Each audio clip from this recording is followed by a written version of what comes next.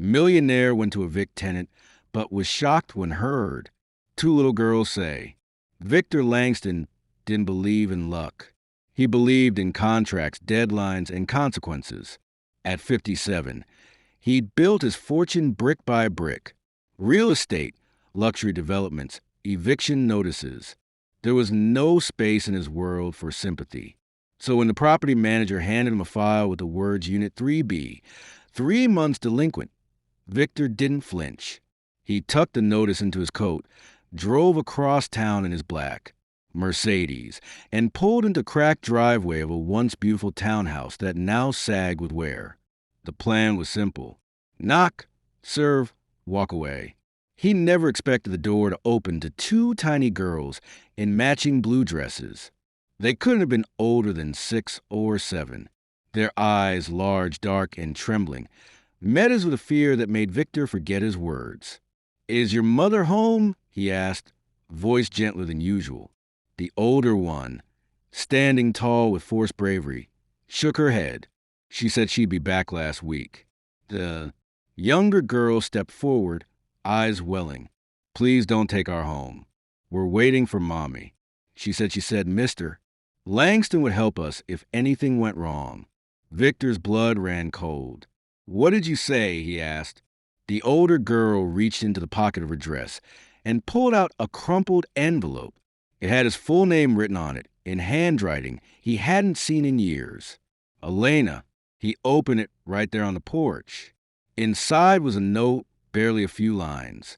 "Victor, if you're reading this, it means I'm gone. I didn't want to ask you like this, but they have no one else. Their names are Lily and Leah. Please take care of them." The world spun Elena Martinez. She was a part of his past, one he had buried deep beneath years of ambition. They had met over a decade ago. She was a tenant in one of his earliest buildings, warm, passionate, stubborn. They'd shared a few brief, beautiful months. He had walked away when he got the New York deal. He told himself it was timing, business growth. He never looked back. "Where's your mom now?" Victor asked, crouching. The girls shook their heads. "She said she had to go fix something," Leah whispered. "She never came back." Victor stepped inside. The apartment was quiet. Too quiet. No lights, no TV, just 2 small beds, a few empty cereal boxes, and a note on the fridge reminding the girls how to heat up leftovers. The air smelled faintly of lavender and desperation. Victor's hand clenched.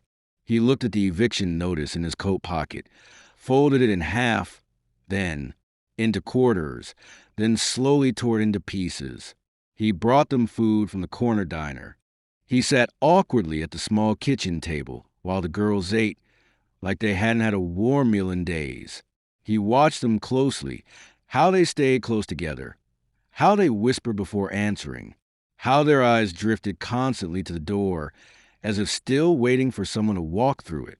That night, he called every hospital. No record of Elena. Then he called a private investigator. "Find her," he said, "and keep this quiet." Victor didn't sleep. Instead, he sat in his downtown penthouse, looking through an old storage box. He found a photo.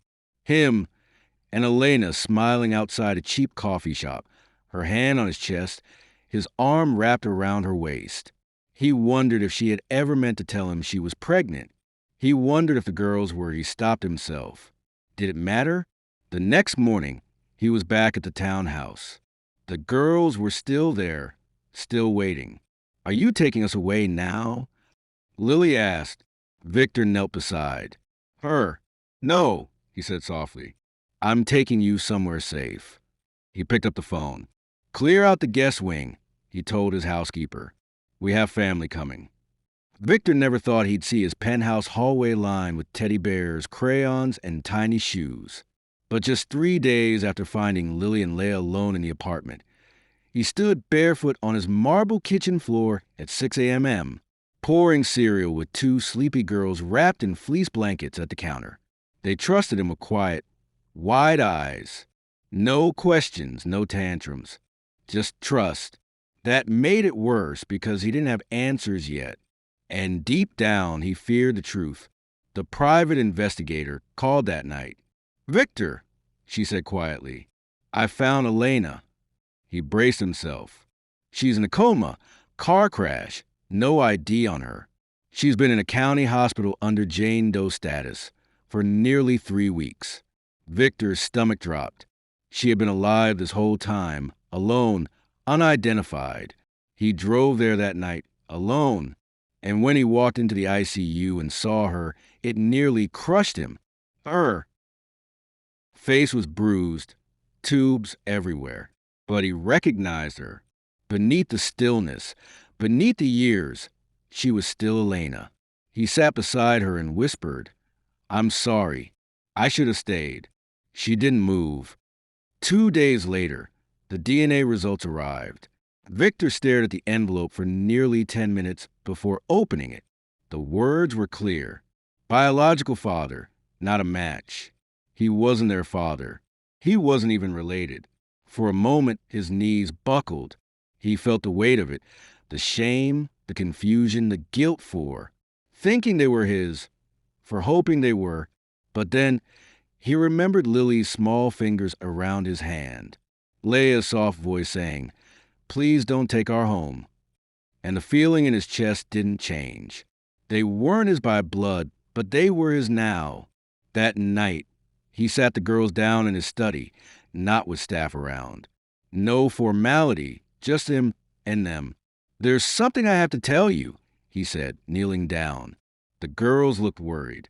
"I'm not your real dad," he said gently, "and I don't know if your mommy will wake up, but I want you to know something." He placed a hand on both their backs. "I'm not going anywhere. You don't ever have to be afraid again." Leia began to cry. Lily threw her arms around his neck. "I knew you were good," she whispered. Weeks passed.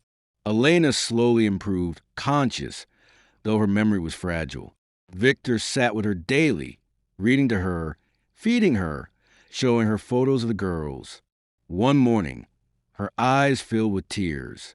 "I always meant to tell you," she whispered. "They're my nieces." Victor blinked. "Elena, my sister, died giving birth to them. I wasn't supposed to raise them, but I couldn't leave them. I didn't know where to go. I just remembered you were kind once, that you kept your word when you promised to help if I ever needed you." Victor felt his throat tighten. He had once made that promise years ago over coffee, one he had never expected to be held to until now. 6 months later, the adoption was finalized. Victor Langston became their legal guardian. Elena, recovering well, chose to move in, too, not as a guest, but as family. The townhouse that once held silence now echoed with piano lessons, science projects, bedtime stories, and giggles in the hallway. Victor no longer wore sharp suits every morning. Sometimes he left his phone behind. He made pancakes. He combed doll hair. He learned to braid. He no longer cared what his board thought, because the man who had come to evict 2 orphans had been given something he didn't know he needed: a home. If you enjoyed this story, don't forget to give a thumbs up and hit that subscribe button for more emotional, dramatic, and unexpected tales. And let us know in the comments, where in the world are you watching from? We love hearing from all of you. Until next time, stay kind, stay curious, and keep watching.